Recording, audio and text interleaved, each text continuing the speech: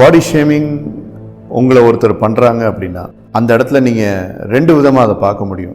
ஒன்று, அவங்ககிட்ட எப்படி நீங்கள் ரியாக்ட் பண்ணுறது அப்படிங்கிறது. ஃபர்ஸ்ட், பாடி ஷேமிங் பண்ணுற அந்த பர்சன் கிட்ட போய் கண்ணு பார்த்து என்ன சொன்னீங்க அப்படின்னு கேளுங்க.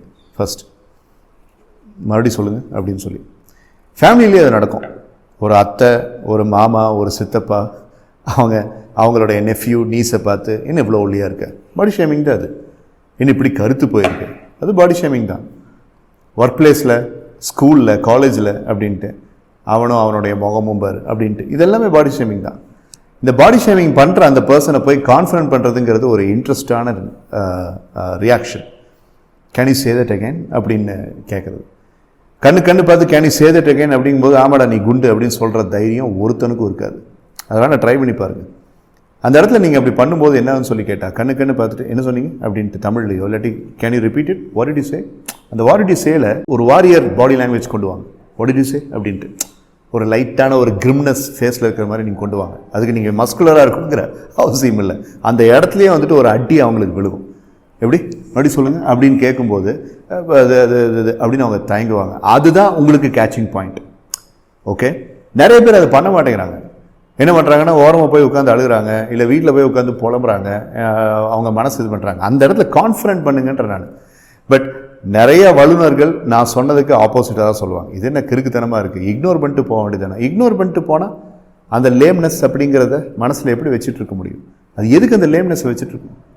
ஸோ நீங்கள் அப்படி சப்கான்ஷியஸாக அவங்ககிட்ட போய் அதை கேட்கும்போது அவங்களால டக்குன்னு வந்துட்டு தே வில் ஸ்டாண்ட் ஸ்டில். அவங்களுடைய ரேஷ்னல் திங்கிங் அவங்கள யோசிக்க வைக்கும். இல்லை நான் அப்படி சொல்ல வரல அப்படின்னு சமாளிப்பாங்க. இல்லாட்டி ஆமாடா நான் அப்படி தான் சொன்னேன் அப்படின்ட்டு 99% யாரும் அப்படி சொல்ல மாட்டாங்க. அந்த இடத்துல நீங்கள் தான் அப்பர் ஹேண்டில் இருக்கீங்க. இது ஒன்று. ரெண்டாவது, யூ மே பி ரைட் அப்படின்னு ஒன்று இருக்குது. எனக்கு ரொம்ப பிடிச்ச ஒரு ஆத்தர் டாக்டர் வேன் டயர் அப்படின்ட்டு. அவர் இப்போ உயிரோடு இல்லை. Change your thoughts change your லைஃப்னு ஒரு புக் எழுதியிருக்காரு. அந்த புக்கில் லாட் ஷூ அப்படின்ட்டு சைனீஸ் ஃபிலோசஃபர் 5000 இயர்ஸுக்கு முன்னாடி சொன்ன விஷயங்களை 81 வேர்சஸாக தொகுத்து வழங்கியிருப்பார். அந்த ஆடியோ கூட என்கிட்ட இருக்குது. ஒவ்வொரு நாள் ஒவ்வொரு வேர்ஸ் அப்படின்ட்டு. அதில் அவர் ஒன்று சொல்லியிருப்பார். அவர் நிறைய புக்ஸு பப்ளிஷ் பண்ணும்போது அவருக்கு நிறைய லெட்டர்ஸ் வருமா. 1985 86 தி எரோனியஸ் ஜோன்ஸ் அப்படின்னு ஒரு புக் எழுதியிருந்தார். அந்த புக்கை பற்றி எக்கச்சக்கமான போஸ்ட் கார்ட்ஸ், லெட்டர்ஸ் எல்லாம் வரும். அந்த டைமில் லெட்டர்ஸ் தானே மெயின் மீடியம் ஆஃப் கம்யூனிகேஷன்.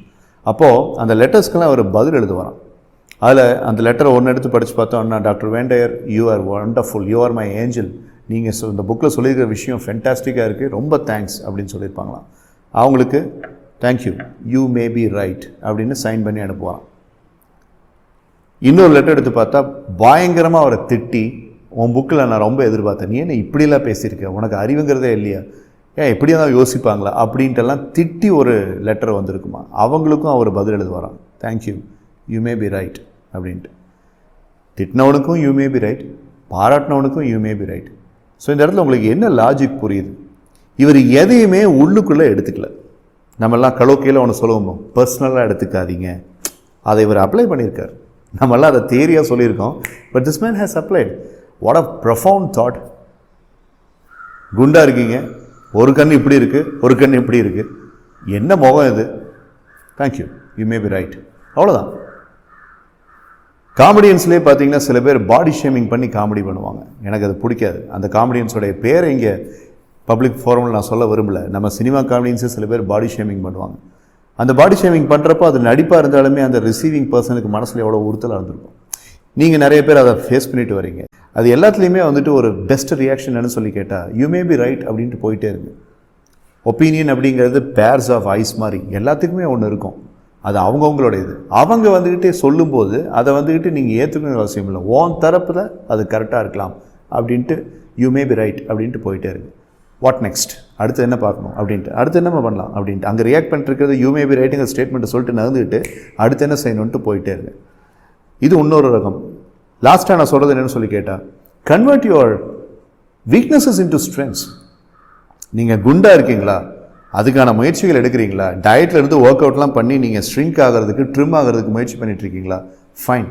ஆனால் நீங்கள் குண்டாக இருக்கிறது, உங்களுக்கு தலையில் முடி கம்மியாக இருக்கிறது, உங்கள் காம்ப்ளெக்ஷன் வந்துட்டு டார்க்காக இருக்கிறது அப்படிங்கிற அதையே தனித்துவமாக நீங்கள் ப்ரொஜெக்ட் பண்ணி அதை ஒரு ஸ்ட்ரென்த்தாக காமிச்சிக்க முடியும்.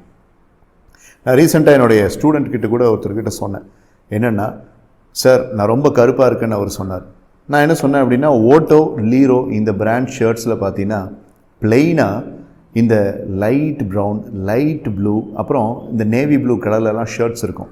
நீ அந்த ஷர்ட்ஸை வாங்கி போடு, க்ளீன் ஷேவ் பண்ணிடு, மீசை தாடி எல்லாத்தையும் எடுத்துரு, அப்புறம் ஷார்ட்டாக வச்சுக்கும்.